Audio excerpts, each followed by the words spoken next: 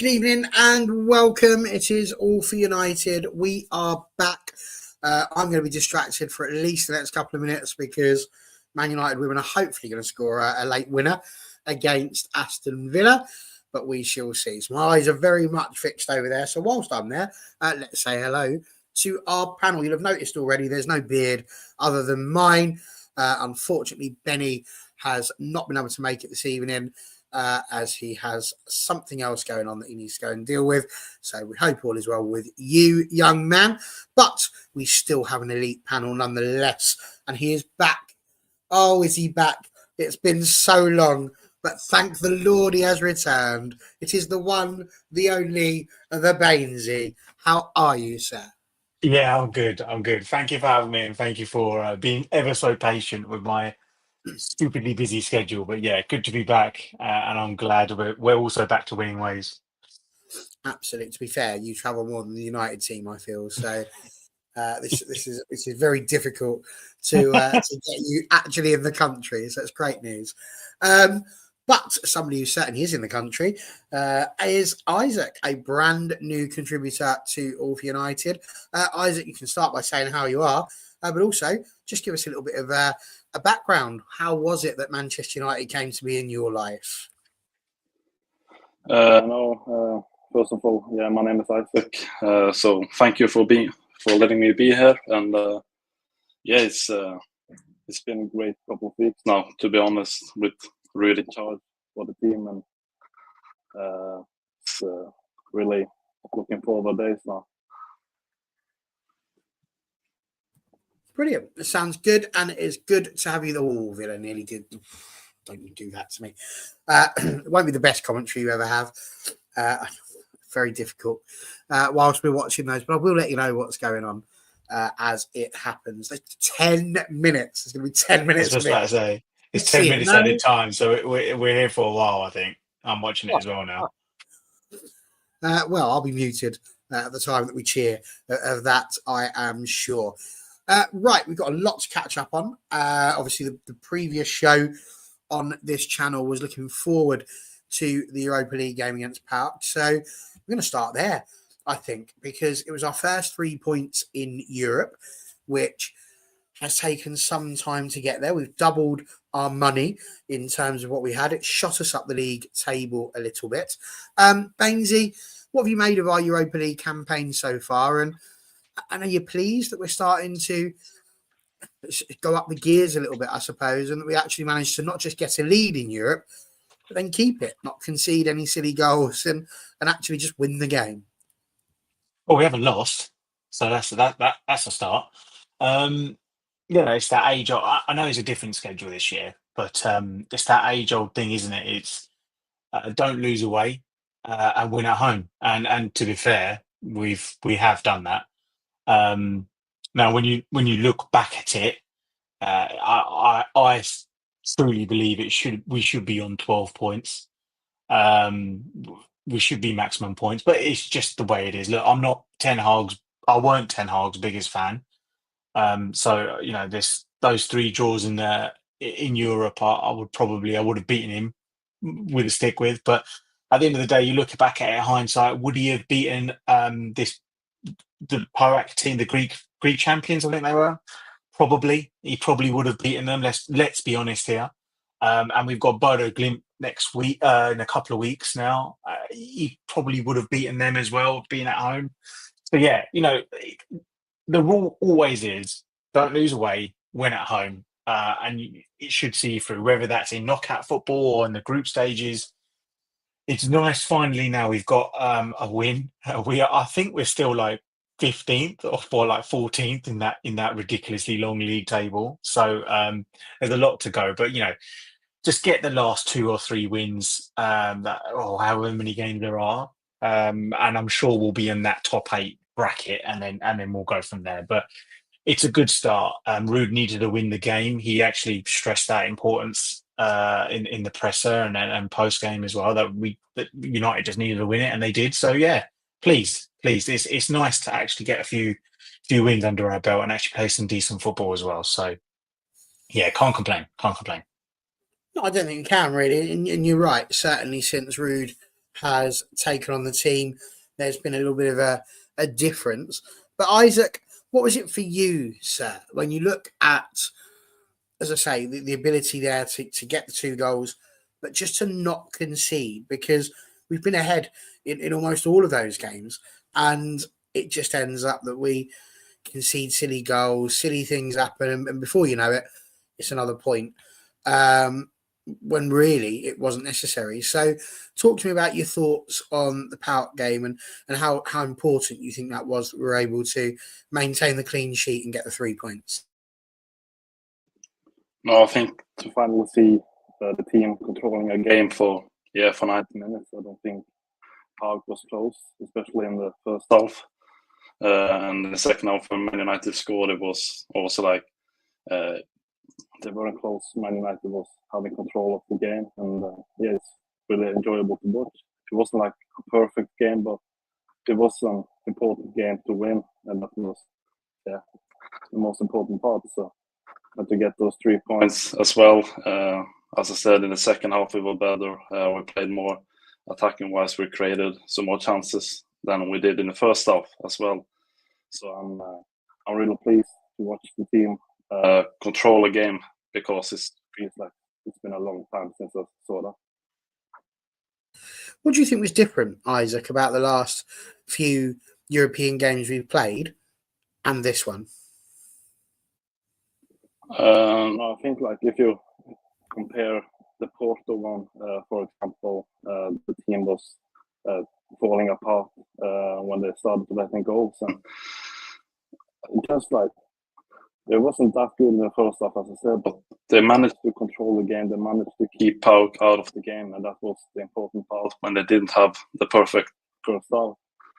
But like against Twente and Fenerbahce as well, they were leading, but they were again struggling. So I'm happy to see the team win, and I think if you compare those games to this one, it's completely different because they were controlling.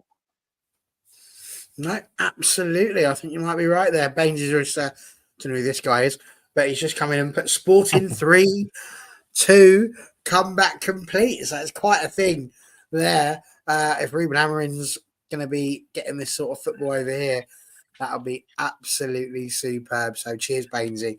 You've got the Fergie gene. What a legend. Right. I don't really have too much to talk about, I don't think, on the Europa League specifically. Again, it was a good win with some good goals, but we can marry that up with what's happened today. And obviously the game against Leicester was a big one. A 3-0 victory as well. He spoke a bit about it being a foundation for Amorim to build on, the fact that we've scored. I think he said it was 11 goals, conceded just a 3. And he speaks very well, actually, Ruud van Nistelrooy, about that. I think we've got a few questions that will go down with regards to what's coming up. But again, talk to me about the result today, because it was a 250th appearance for Bruno Fernandes. He scores one, could have had a second one, but certainly was the reason why there was an own goal. And then a great goal from Garnacho as well. So 3 brilliant goals. It was only Leicester, but you've still got to go out there and win the game.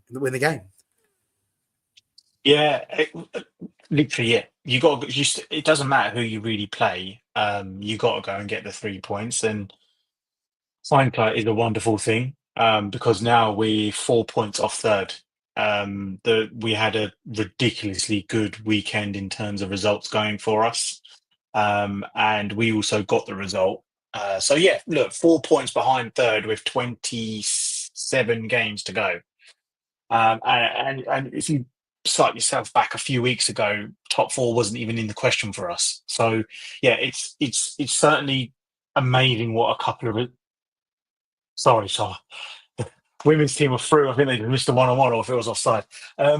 Yeah, so it's certainly something that it's amazing what a couple of results can do, and building momentum. It's something that we really needed to do in the league. Yeah, we got our first win in Europe, but the league really is where it is important for us to build from next year. And I'm sure we'll speak about Amorim, but he needs to get in there tomorrow or whenever it is, Monday or whatever, and come in with some confidence, confident players. And in order to do that, these 4 games that Ruud had actually were quite important. Were all the players, the whole club, the fan base was at an ultimate low. Obviously, we had the manager. The manager was sacked, so they're never good seeing someone lose their job. And Ruud needed to go in and lift some spirits, get a win, and he's done 3 of them now. So, yeah, it's certainly good, and it has to build momentum. The league form is poor, but I imagine now with a few wins and a bit of momentum, we can certainly do it. Oh wow, Sporting ball too. Yeah, so I'm pleased. Look, I think I've said it on this show a couple of times. I weren't Ten Hag's biggest fan, but at the end of the day, the sacking kind of made sense. I weren't really, advocating for him to get sacked straight away. I was questioning the way that he would set up the team or the substitutions that he'll make. I never really would go out and say he should get the sack now, especially not publicly anyway. But yeah, it's something that now United can build on. Get the new manager in. We've got the international break, and it's certainly good now having this break with a win under our belt, with all those results going our way as well, midweek today and yesterday. So yeah, it's certainly something to build on, and I'm hoping the new manager can come in and follow the trend, let's say. Yeah, no, you're not kidding, Isaac. It was seconds away here. It's honestly not a good result. This Aston Villa were, I think, 10th in the WSL. Man United fighting for top 3 and even pushing towards trying to have a tilt at the title. As it stands, it does not look like that title challenge is happening. That's going to be between City and Chelsea, I think, and it might well be between United and Arsenal for 3rd spot and that last chance in the Champions League. The whistle is surely about to go there, so there'll be plenty of reaction to that tomorrow night on All for United WFC. Make sure you're there, 7 o'clock. I'm sure you'll be able to get my full opinion on that tomorrow, along with Connor and hopefully Charlie, but we shall see. Isaac, for you, sir. Again, a 3-0 win today. That's 4 games that Ruud Van Nistelrooy's been in for, unbeaten in all 4. Arguably the most dominant victory, I would suggest, of the 4. What did you make of the game today and the result? No, I think it was a really good game. I want to just stand out one player that I think stood out today, and again, it was with Ahmad. It's always something happens when he has the ball. He can create chances, so I think it was great today again. And I think first half as well was a good one. And at the same time as how they weren't letting Leicester, or Leicester had one chance that was a bit missed from De Ligt. I think it was where the leader went through on goal. But besides that, they didn't have any big chances. So I'm happy that they managed to get Leicester out of the game and control the game themselves. And then they're attacking well. And again, in the second half, they were better and just controlling the game in. I know you were at the game last week, Isaac, and the turnaround from Bruno Fernandes has been, I think, over the last couple of games, almost magical, really, because he went from being a guy who always is in and around the goals, absolutely, but he wasn't getting them himself. And the last couple of games, he's been absolutely superb. He's been getting on the score sheet. He's been getting some assists in. What do you think has changed in terms of Bruno, like I say, being a bit more, not forward thinking, but a bit more, having a bit more a cutting edge to his play? No, of course, it's a bit strange that it suddenly is good now under Van Nistelrooy, and then under Ten Hag, it wasn't that. I think it's the worst season start we have had in Man United, probably. But I think under Ruud, I think he had more like freedom in his role.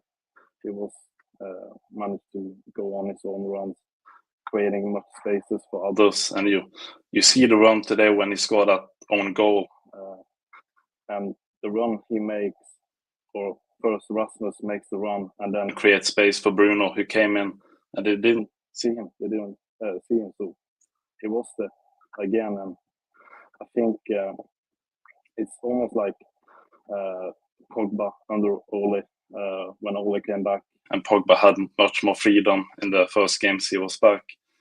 And was just making goals, making assists for fun.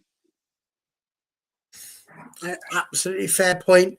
So yeah, I think you're right. It's good to see Bruno, I think, Bainesy in the goals again, and seeing him enjoying his football again. But I suppose it would be wrong if you've got people calling for Mark Skinner's head, and that's because it has finished 0-0 in the WSL.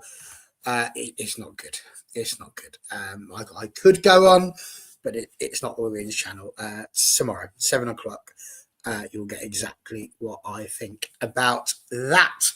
But suffice it to say, I'm switching it off. So there we go. I don't need to see any more of that.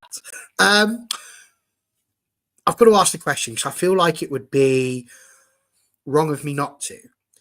How is it that we've gone from being a side that won one game in 8 or 9 games under Erik Ten Hag to not losing a game in 4 when all that's changed is the manager? Because Ruud van Nistelrooy is part of that coaching staff.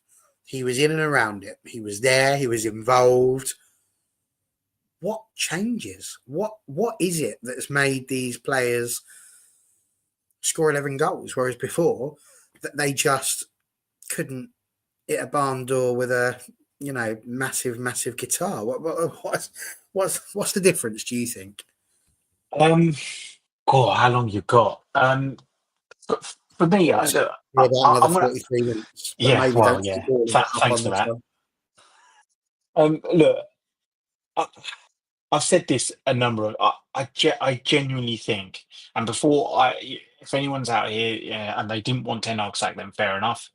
I don't think Ten Hag is a bad coach. I really don't think he is. I don't think he got the message across about how he wanted to play for the players. I've said it time and time again. Professional footballers overnight don't forget how to pass a ball 10 yards to feet. Okay. It's a confidence thing. It's should I be over there or should I be over here? It's belief in whether the players believe their system that's been instructed by the players. There's a lot of things, and this same thing happened under Mourinho, where the players really just didn't believe that they were going out there and the system was set up for them to win the game. And then obviously Ollie came in, completely changed it. Shackles were off. I remember those headlines. Isaac mentioned, Pogba wasn't great under Mourinho, and all of a sudden under Ollie, he was like the best player, along with Rashford. But it's similar. It was a manager trying to put in his system. He was very stubborn to that system. And obviously Ruud's come in and gone, okay, that previous system didn't work. Let's try another way. Let's try his way. Don't forget Ruud managed PSV for a long time. I said a long time, a couple of seasons. And he knows how to win football games, of course. He knows Man United. He knows the culture, the way to play football. And I believe he just got the system set up correctly. First of all, immediately what he did was he put the two, Casemiro and Agate, in front of and created like a box midfield in front of De Ligt and Martinez, which instantly creates. You saw it today. As soon as the ball went up to, is it Andre Ayew that was the number 9 today for Leicester? As soon as he touched the ball, you had Casemiro and Agate on him like a rash, and the amount. I think in the first 30 minutes, Ugarte won the ball 6 times. I genuinely think it's a system setup. And when you have that defensive stability at the front, the people in front can then go, okay, we've got complete freedom to go and do what we do best, which is create and score goals. It also helps that Erik ten Hag, he didn't put Bruno in his best position. I always thought he played Bruno too deep, and Bruno was always best at the number 10 role. And lo and behold, Ruud put him in the number 10 role, let him have free reign, and he's scoring goals for fun. He's creating chances for fun. I'm thinking he made like 8 chances today, which is almost, which I think I saw a stat that's a record. I think since data began. So it's a belief thing. It's the players believing in the system. It's the manager believing in the system. It's the manager trying to get his message across to the players. It's a communication thing. There are so many things. And before I say it, I don't think Erik ten Hag is a bad coach. He's obviously a good coach, and he came with a lot of reputation. I just don't think he got his message across. I don't think he truly believed himself that system was going to work, but he was very stubborn in the fact that it was going to it was make or break. And that's where I think it ultimately came down to. I don't think the players completely lost confidence. I don't think he lost the dressing room. I mean, that's also a lot of that was going around, that the players don't like the manager, or the manager lost the dressing room. I don't think so, because the running stats were still the same, the tackles were still the same, everyone was working hard. I just don't think the system was right and it was suited for the players. Or he couldn't get his message across on how he wanted to play and the system that he wanted to play. So yeah, I think it's as simple as that. Well, actually, it's not simple at all. It's 6 or 7 different things that didn't work for him, and that is a snowball effect. And I think Ruud came in, scrapped it, and went, right, guys, this is how we're going to do it. Defensive resiliency, go up front, be free like a bird, and score goals. That's essentially my take on it. It's fair. I mean, it's interesting, Isaac.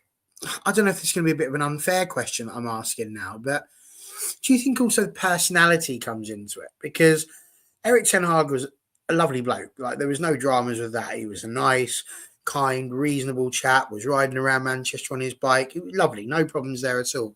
But when you listen to his post-match interviews, his pre-match interviews, his press conferences, I can't say he ever really inspired me. It was difficult when you listen to him speak. Do you think maybe there's a little bit of that as well? Like, you look at Van Nistelrooy, the first goal that scored against Chelsea, he's halfway up the pitch celebrating with the fans. He seemed to have that sort of that motivational side to him, perhaps. Do you think that maybe that was missing from Ten Hag, and that was part of the reason he couldn't quite get them to G up? Or do you think that, I mean, if Stu Woody was here right now, he'd have me guts for garters, because he'd be saying it's the players' job to motivate themselves. If you can't motivate yourself when you cross the white line, then you shouldn't be playing football, Barry, or something like that, and not quite as gruffly. But what do you reckon, Isaac? What is the big difference between why it is that United have got the results under Ruud that they weren't getting under Ten Hag? No, I think it was Benny McCarthy who said some weeks ago that Erik ten Hag is missing this passion, and I could agree on that, because you see it on pitch. You see it when Man United scored today. As you said, Ruud van Nistelrooy was running all over the pitch. You never saw Erik ten Hag do that, but he was always, as you said, a lovely guy, and but he's more like a tactical guy, a tactical coach than a likable coach, if you know what I mean. If I compare him with Ole again, Ole is maybe more the likable one, and then Erik could be the tactical one. And I think also maybe the players, they were having a really bad season last year. The players surely lost a lot of confidence that season. And confidence is really important in football. And when you're not having confidence, you have seen Marcus Rashford now the last 2 years. It's not been good. And when you're not having that, I think to start a new season with the same manager, with the same system, I think that's a difficult one to do. and to start over again. Even though I think Ten Hag deserved the chance after the FA Cup win, and he deserved to start with Ineos having his back. But it is difficult to tell. But I think the main point is that passion. That if he had more passion, he would be more liked by the fans. Also, I think many people didn't like him because he was really direct in press conferences. He was always mentioning those 2 trophies he's won and the injuries last season. And that's a fair point. He should be happy about those 2 trophies. That's incredible, but still you can't keep going on and on that. So yeah.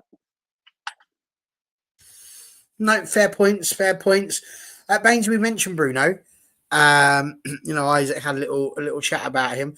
I want to ask you what you've made of his last few performances, but specifically as well, his first goal today. I say his first goal, his only goal, even though as much as he tried to take the second one. But what a goal that was, by the way, from even the back heel from Ahmad. It wasn't just a little rollback. It was a proper, sassy little back heel. And straight into the path of Bruno. And it was like the Bruno of old, just curls it in beyond the reach of the keeper and into the back of the net. It's wonderful when you get Bruno back doing what Bruno can do. And this is when he becomes, I think, the captain that we know that he can be, when he's able to lead in this manner and he's free and not under pressure himself to try and take the whole 3 points onto his shoulders. This is it. It's given him the creative role in the team, and I feel like under Ten Hag, and I think he came out in an interview and said this himself, that he's partly to blame. And I generally think he's one of those players where he thinks that he has to put everyone on his back and carry them through to the win. So when it weren't going right on the pitch under Ten Hag, you would see him come deep and help defensively and try things at the back.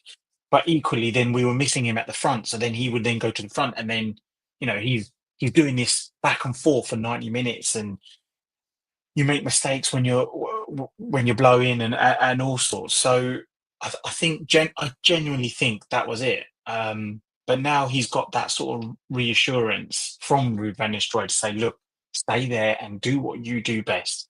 Be the number 10, create and score goals. Be Bruno of old. He's played 250 games for us.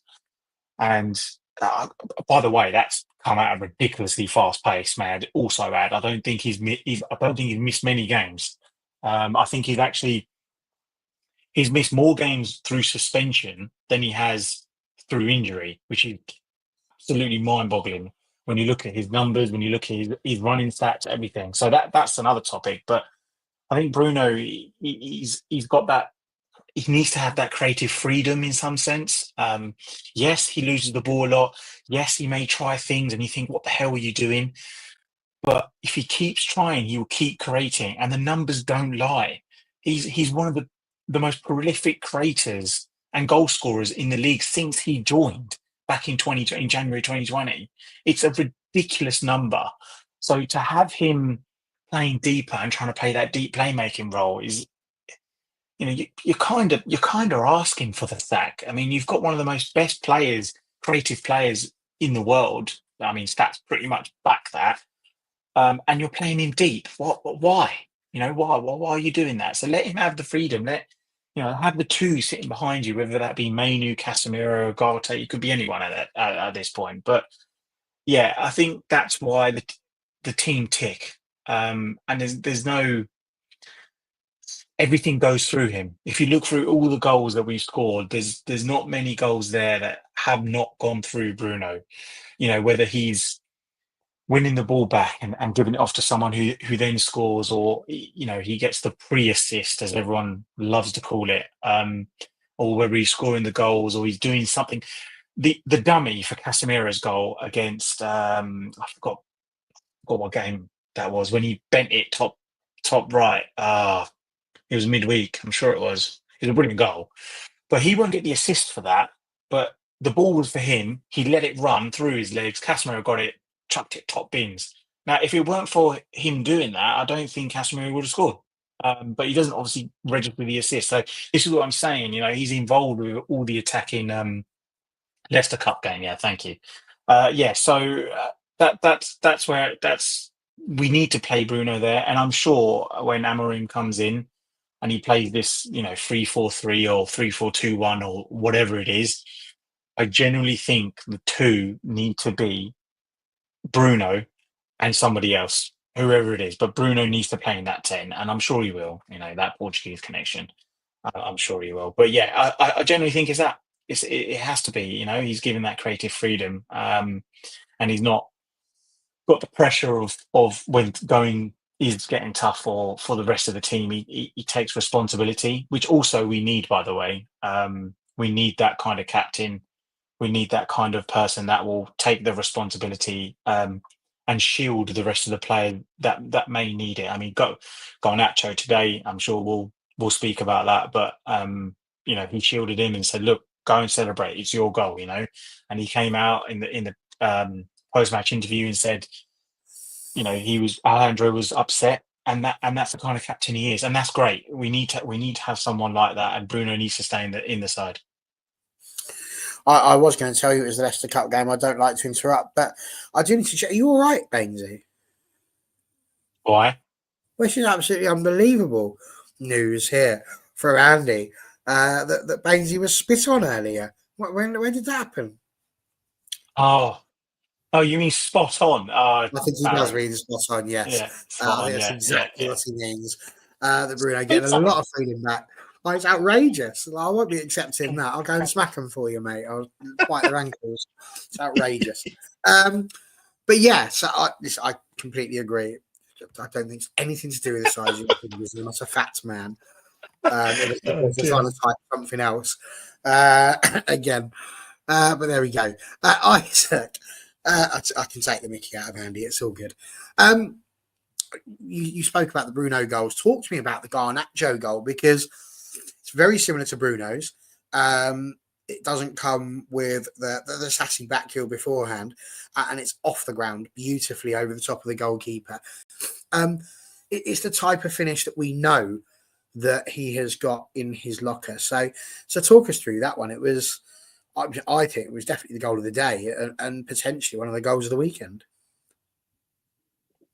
I think it was a great goal. And as you said, we know Garnacho has those goals in him, but he hasn't showed those goals. He had scored some great goals, but you had the bicycle kick last season, but you haven't seen him like this outside the area. And I think it was a great goal, and also it was good for Garnacho to score. He has been, he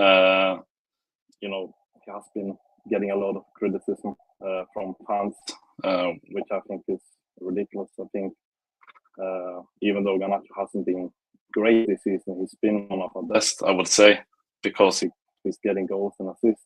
And that goal today just proves him that we know he has it, and he's a young player.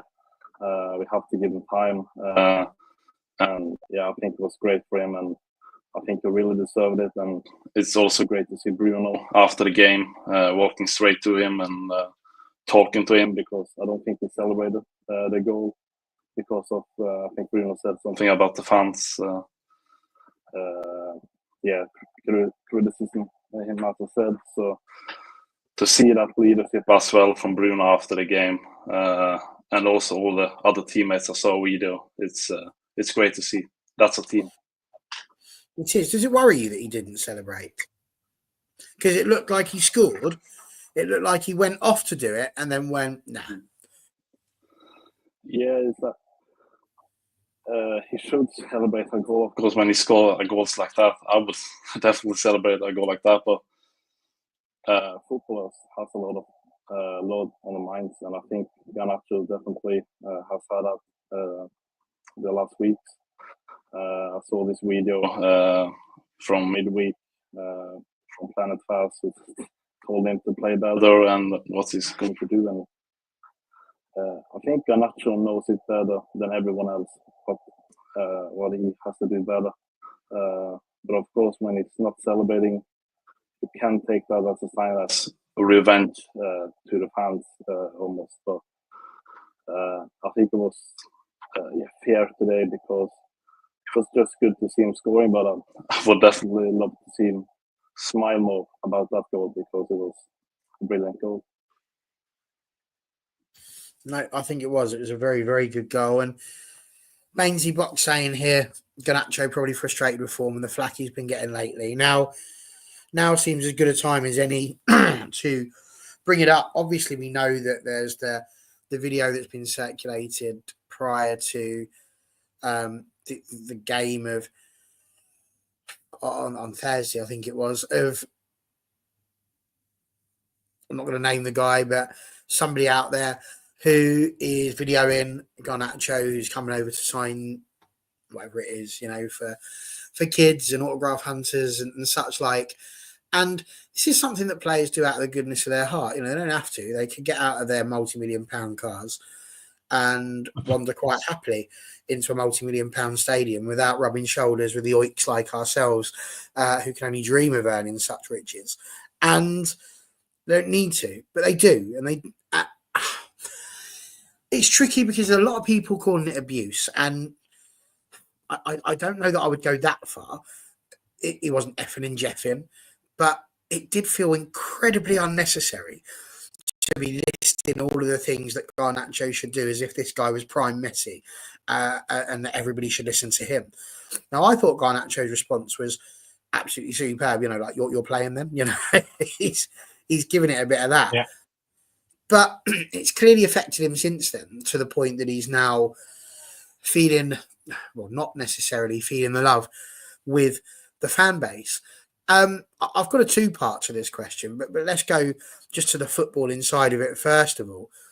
Does it worry you that it's affecting him this much? Because technically, the worst case scenario of this is that it ends up with Garnacho leaving the club because he doesn't feel loved. You wouldn't want that.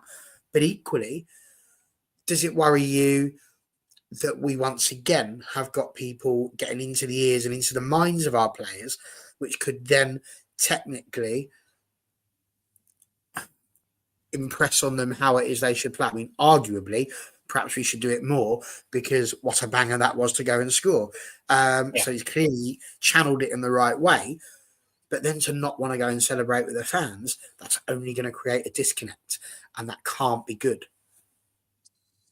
So I know there's a two-part question, but just to quickly reply to that, he's 20 years old, so he's a kid, first of all. Also, we must remember that as a kid playing for one of the biggest clubs in the world, and you're playing week in, week out, he's absolutely knackered. I think he played like 45 games on the trot for United last season.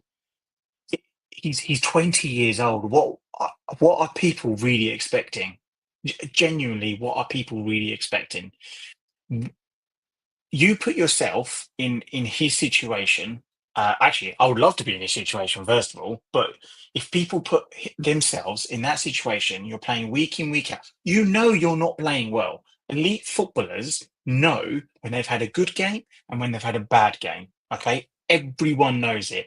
I can go and play five-a-side and seven-a-side and go, all right, yeah, I had a bad game today. I had a good game today. Whatever it is, you know for a fact. Okay, so you don't need to be reminded of this complete twat, by the way, who's gone. Also, this is, I could go on for ages about this. The guy is such a fucking beg. He's such a fucking beg. You're standing with kids trying to get autographs, and you're filming my man, going, "Oh, your touch needs to be better. You need to play the better pass." So, how fucking old are you? You're like 30 fucking years old, and you're telling a 20-year-old how to play football, who's probably going to earn millions more than you. Like, shut the fuck up! Stop begging it so much for like clicks and likes on Twitter. Like, what an idiot! And what good is it going to do? What I'm all for criticism. I am all for criticism, and I think there's ways to deliver it. Now, if he had gone there and says, "Come on, Garnacho, you've got this, man. Just think about your first touch, and everything will just happen naturally." That is so much better than saying your first touch needs to be better today. Make the right pass.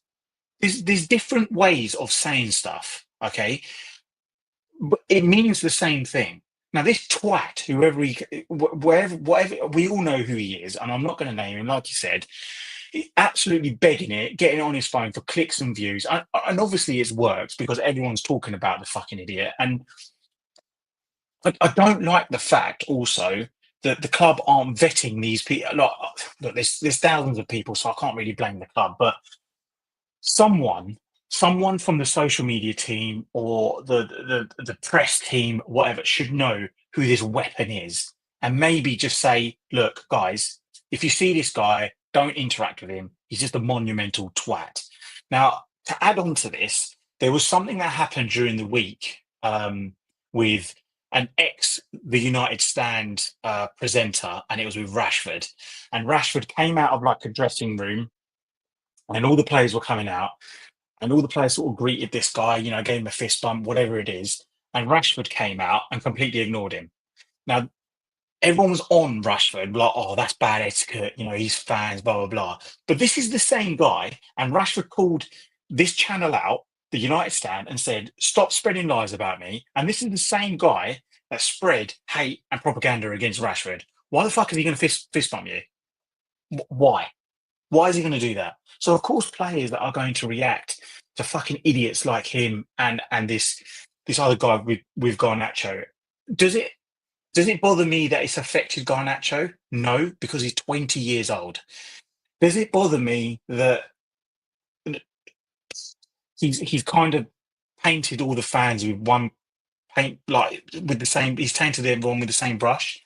Yes, because as you can tell, not all fans are like that monumental twat. They were singing, Stretford End was singing his song, Viva Garnacho, blah, blah, blah, running down the wing, whatever. So he should instantly hear that and go, okay, he was just an idiot. Everyone's got my back. But also what I really want, and I'm pretty sure this did happen, and I can't say it didn't, I can't say it did.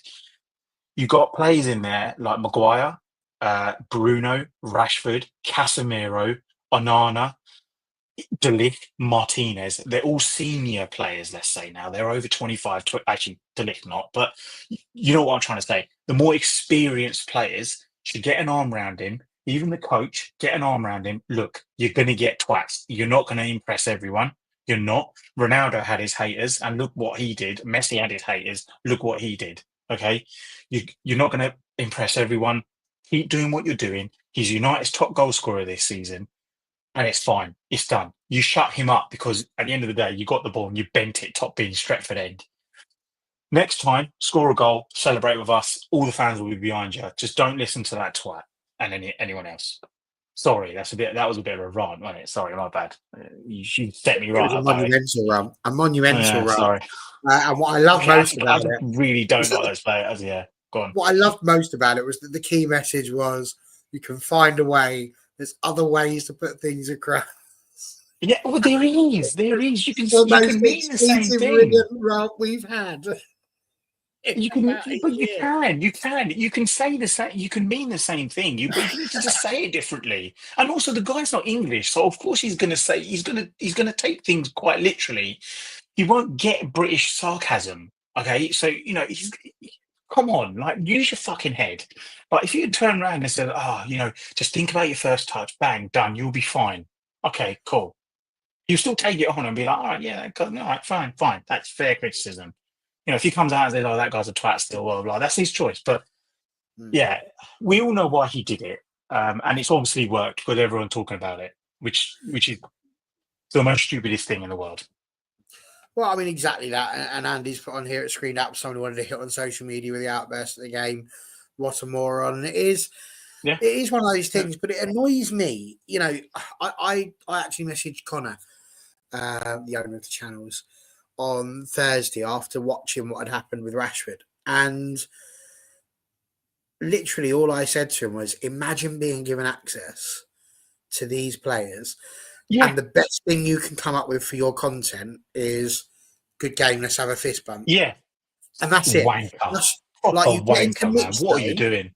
you get into the mix zone, and this is what you think you're going to use in order to create your content. And that, Wind me up. and worse, who's sitting there going, do you know what I really fancy? What's really going to fill me up on my social media dopamine hit today is if I see a bunch of people fist bump some wannabe. And this is what's frustrating, is that actually fan cams are, I mean, look, spoiler alert, right? I didn't start on the men's channel. I started on the women's channel, and I did that with John and Connor because it was incredibly enjoyable. Well, it gets worse, Bainesy, because I didn't even watch this channel. I refused.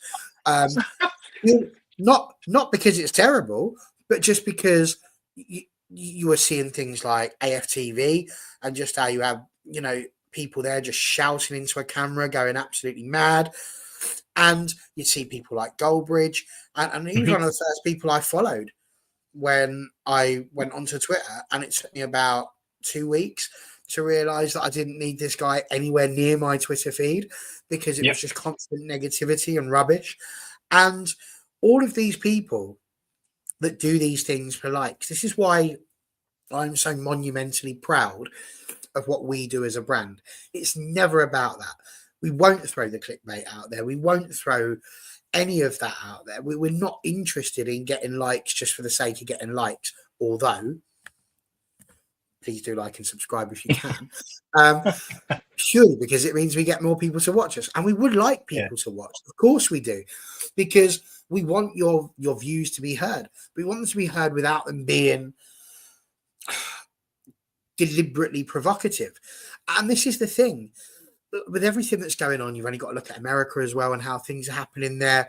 This whole thing about free speech at the moment. And actually, you're quite within your rights to sit there and think that Alejandro Garnacho's not had a great season, that his touch hasn't been great, that he might need to pass more. But like, he's 20. He's 20. If he was making all of those decisions absolutely perfect, probably he wouldn't be at United at the moment, because we're not that level right now.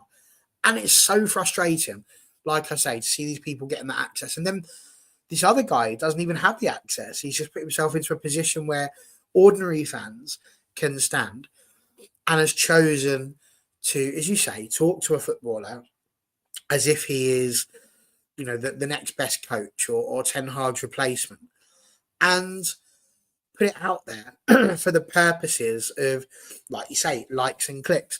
And it is frustrating because my background is a journalistic one. I've worked within football clubs, and so I'm very careful about the type of things we do. I think I've sworn on this channel maybe twice in the entirety of it existing. Oops. You've absolutely smashed your quota, Bainesy. Sorry about that. Until 25, that's for sure. But that's just because that's how I present myself, and because I'm aware of what eyes could be watching and personal life, all of those sorts of things. So, like you said, there's another way to put yourself across, and it's so important, I think, that people understand the responsibility they've got. But what worries me, and I don't know how you feel about this, Isaac, I genuinely don't know how you feel about this, but it worries me the amount of people that will get behind something that, I mean, we're in this puddle now, so we might as well carry on with it.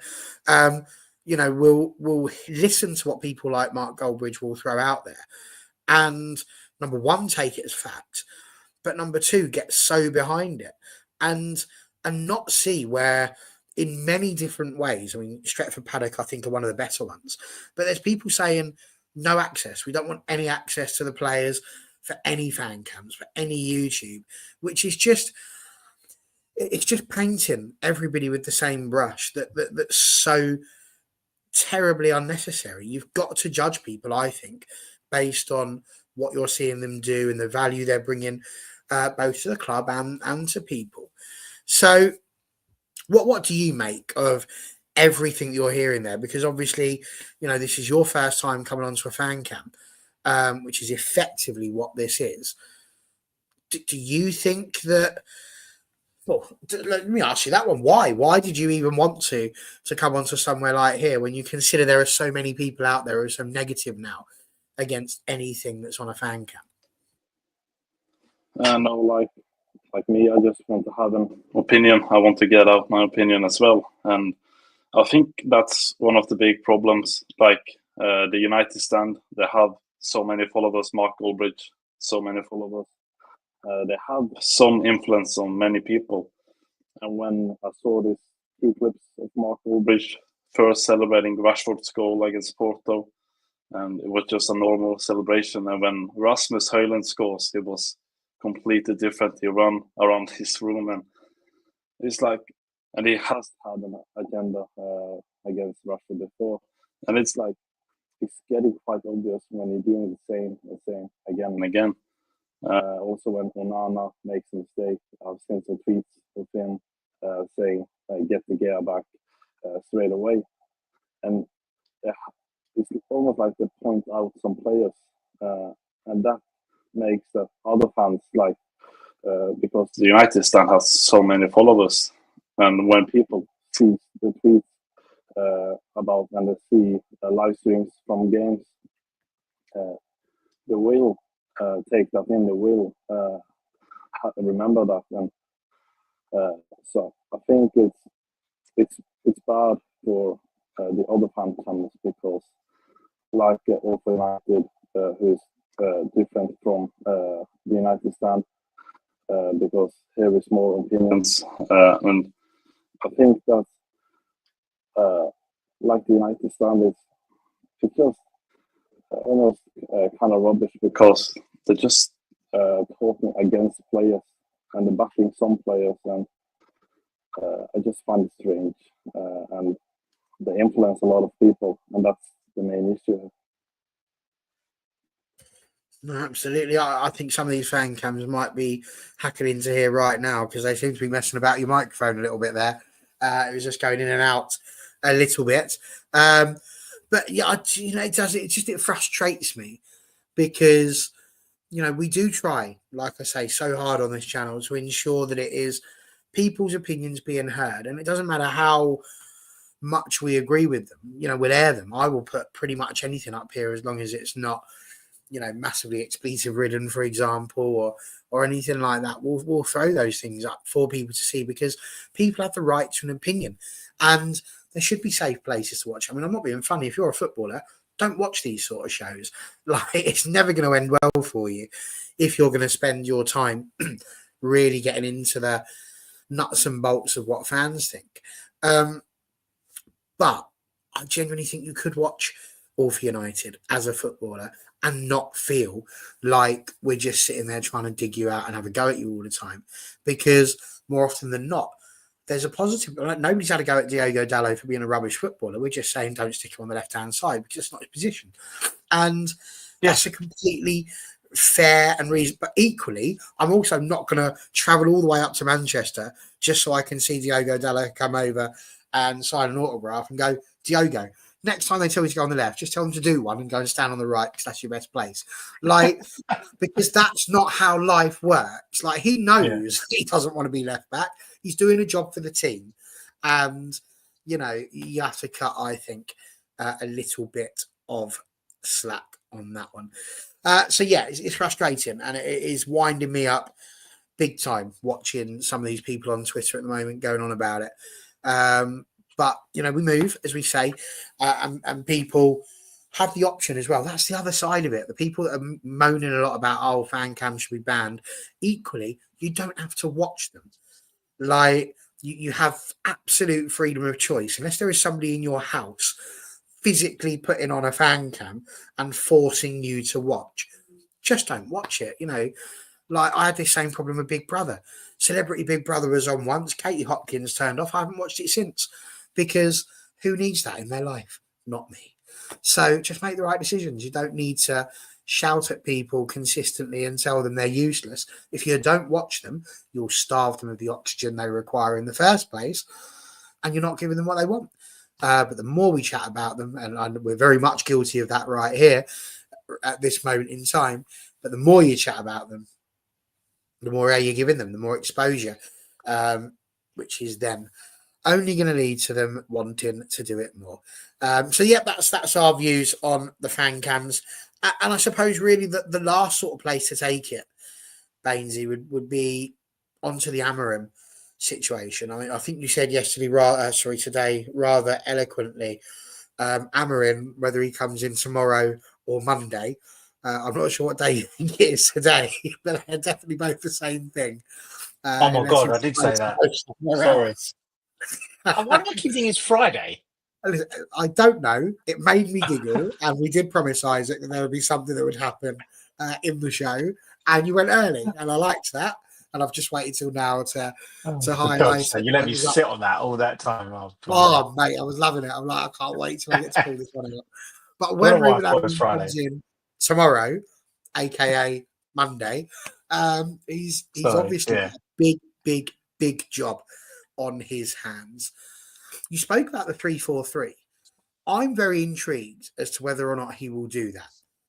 Do you think genuinely he's going to come in and just say, this is my system, this is how I play, I'm just going to find players that fit into this system, and if you don't fit in over the next few months, you'll be gone? Do you think he's going to do that? Or do you think he's more likely to come in, look at the squad around him, set up the way that he needs to for the players that we've got currently, and then look to move to a 3-4-3 in time? How do you think he's going to address that? Because I think that, to me, is the most fascinating thing that we're going to see, because we know he's got a system, we know he's got a way that might not necessarily work with these players. To be fair, Baz, that's a really good question. Now, we could look at this two ways. So we could look at this and say history will tell us with the elite coaches that, and you can put Pep, Klopp, Arteta, Ange, they will all come out and they'll say, this is how we play, and this is how we're going to win games this way. Now, a lot of managers also, Tuchel, Conte, who else? I'm sure there's a lot of other Oli did it with us. Jose did it with us. Jose has done it at a few teams that will come in, look at the players and go, okay, I think we're better suited playing this way, rather than saying, I play like this way. If the players aren't good enough, not my fault, go get me some more that are. I think there is a bit of both to it. Now, the reason why I say it is, and this is the $1 million question, no one actually knows, because Amorim he hasn't got 1,000 games under his belt. He hasn't got 500 games in his belt. He's literally played one way in Sporting, and he's made this huge reputation. He's obviously got a reputation. He's done very well with Sporting. And if you look at interviews with players, Ogate said the same thing, and a lot of other players that have gone to other clubs, he's a great communicator. Now, I actually don't think it's completely, of course, it's up to him how the team plays, but I don't think it's completely up to him whether he says this player can go, that player can go. I think it's actually a collective, and this is the one reason why you probably got the job. There's a collective team here with Jason Wilcox, Amorim, Dan Ashworth. I'm sure I'm definitely missing people within that football structure, that they're all going to have to work together to try and see what the best possible way to play. Now, he's only played 3-4-3, and there's already pundits and analysts that have come out and said, okay, the potential team could be this under a 3-4-3. We don't know. And until we go and play with Ipswich, until he has a training session, or probably a few training sessions with the players, we don't know which way he's going to go. We really don't know which way he's going to go. All we know that he's a young, up-and-coming, exciting coach that plays very expansive football, very fast, very fluid football in a 3-4-3 or 3-4-2-1 formation. I would love, honestly, I would love it if he comes in, stamps his authority and says 3-4-2-1, 3-4-3, whatever it is, this is how we're going to play. Do I think he's got the players to do it? Yes, because I'll tell you why. When you're at this level of football, if a player can only play one system, they're not elite. They're not the top 0.001% of footballers. If you're playing in the Premier League, you're in that bracket. And it basically means that you just need to listen and understand what the coach or the manager is saying. Tuchel did it with Chelsea, and they were absolutely unreal with Chelsea. Conte did it with Chelsea, playing three at the back, I mean. And they won the league under Conte. So the system definitely works within the Premier League. If that's a question that anyone has, I just really don't know what he's going to play. He hasn't played any other systems, so we can't exactly turn around and say, "Oh no, but he played a 4-4-2 for this team, or he played a 4-4-2 for 10 games and he won 9 of them, or whatever." He's only played one system, so it'd be very interesting to see what he does. And I'm really sitting on the fence by saying this. I actually don't know what he's going to do. I don't mind it if he wants to play a 3-4-3 and he gets us winning games every week, and we go on to win the big titles, win the big honours. Who gives a shit? That's £1 for the swear jar. Honestly, who is anyone at the end of, let's say next season? I'm not saying this is a certainty, but let's say next season we play a 3-4-3, we go and win the Champions League or the league. Is everyone going to say, "Oh yeah, but I don't like 3-4-3"? No, of course you're not. You look at any Real Madrid fan right now. You ask them, "What is your system?" We don't have a system. We play who we're going to play against. We set up our system, who we're going to play against. If that means that we sit deep for 80 minutes and we go and score 2 counter-attacking goals, then fine. We won the game and we won the Champions League because of it. But yeah, it doesn't really matter about systems as long as you're really are just winning games. But if it's 3-4-3, then so be it. As long as we're winning games, that's how I say it. It's interesting. I've ranted again, haven't I? I'm really sorry. I'm sorry. You've done what? Sorry. I've had a rant again, haven't I? You've gone off on one, absolutely. To be honest, Yeah. I'm excited about this swear jar because it means I might get off on a holiday next year at this rate. We're going to have you on more often.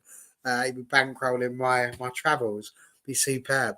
Isaac, I was going to ask you a similar sort of thing, but Ruben Amorim has sort of said, don't confuse the two realities. A reality in Portugal doesn't necessarily mean that just because we've done well here, that it's going to immediately happen over in the UK. And of course, that's a sensible thing. Bainesy's right in saying that if we were to play 3-4-3 and win, everyone would be delighted. Of course they would. But of course, if we go 3-4-3 and we're not doing well, it's not going to take long for some voices to circle as they do. And let's not forget that a lot of what we're reading about Amorim now was being said about Ten Hag 2.5 years ago before he turned up at the club. How do you think he's going to settle in? What do you think he's going to do? Because I'm not too sure. We've got Daz saying we've got 3 strong centre backs. He says we've got 2 decent wing backs who can defend. I would argue that none of them are playing on the left at the moment, though, not properly. 2 productive playmakers. He says it could see the end of Garnacho and Rashford. And I am sick to the back teeth of this anger and just rubbish narrative towards Marcus Rashford as if he is just anything other than a bloody elite football player who does incredibly well. But Daz can have that argument with somebody else, so I'm not going to argue with him. But Isaac, talk to me. Ruben Amorim, what do you think he's going to come in and do? I'm almost hoping that I will go for 3-4-3, but it's difficult because We've lost you, Isaac. Your mic. Try again. now. It's like someone's got like you're taped your mouth like this and you're talking a bit like this. Is your mic? Where's your microphone? Is it on the laptop? Is it or it could be the AirPods. Maybe they've run out of juice. Maybe. He's nodding at me. He's like, yeah, it's the AirPods, Barry. They've done me like a kipper. I didn't charge them before I came on. It's been a nightmare.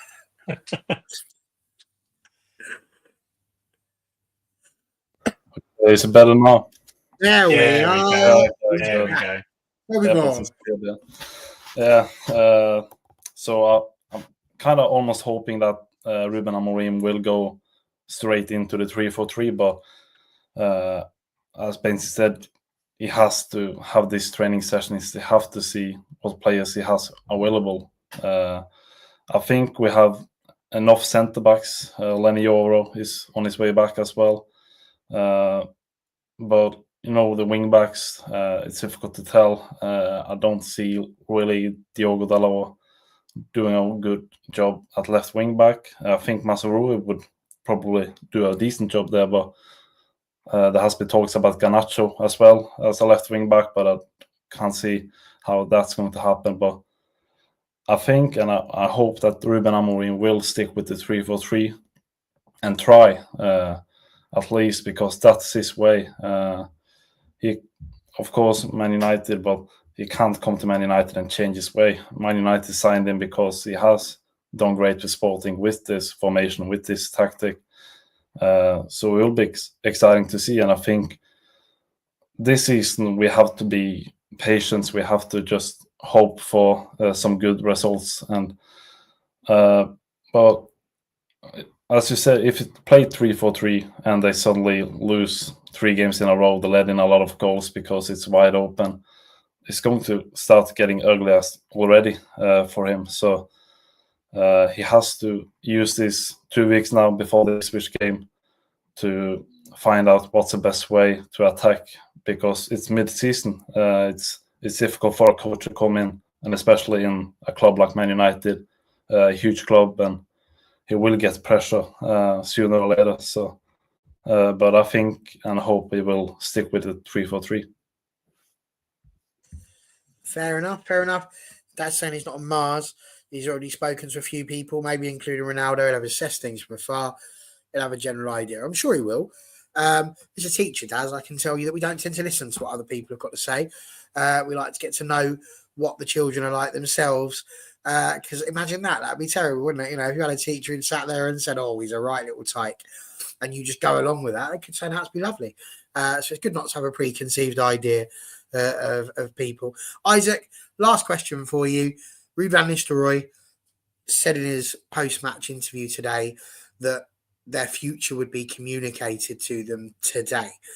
I'm intrigued as to what you think. I was speaking to Stu Willie about this the other day. I genuinely think Ruud van Nistelrooy's time at Manchester United is going to be a short-lived one, and that he might well be on his way. Is that sort of the vibes you're getting from what's been said and the way that the club's gone about it? Yeah, it feels like it's the way they posted the Ruud van Nistelrooy today as well. They say thank you for all, and of course that's as an interim manager, but still it feels like the end, and it's quite sad because it was huge when he came back as an assistant manager in summer. He declined some manager jobs to get to Man United as an assistant. So for him to leave now already after 3 months, it's hard. But I accept that Ruben Amorim is taking his own coaching staff. He wants his way of doing it. So, but yeah, I feel like I'll be surprised if Ruud van Nistelrooy stays now. I will say that. I hope he will stay, but I think he will leave, and he has shown in these 4 games that he's a good manager. So he will get offers out there, probably. So I hope for him, if he leaves Man United, that he will get back into coaching, and I think he will be a great manager as well. It's reasonable. Box saying they're Ruud's Palace or Southampton. Beanie saying that he can leave with his head held high.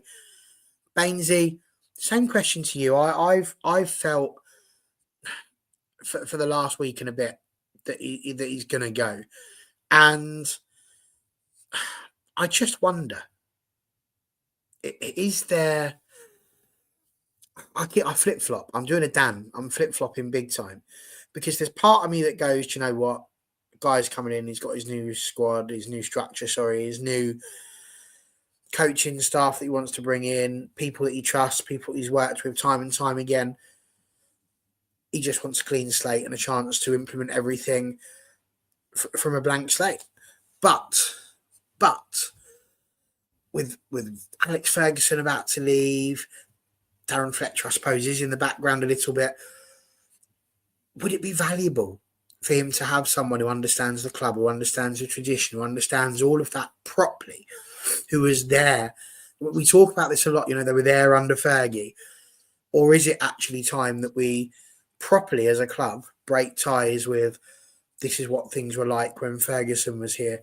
Because he's not, and it hasn't been the same in football over the last 11 years. It has progressed massively in terms of how things were. Is it a case of now actually that he does need to go because Ruben needs to have that full control and not have any of the old regime effectively there? Where do you stand with this? Because I don't want him to go. Like, he's there. Like, a legend. I love the guy.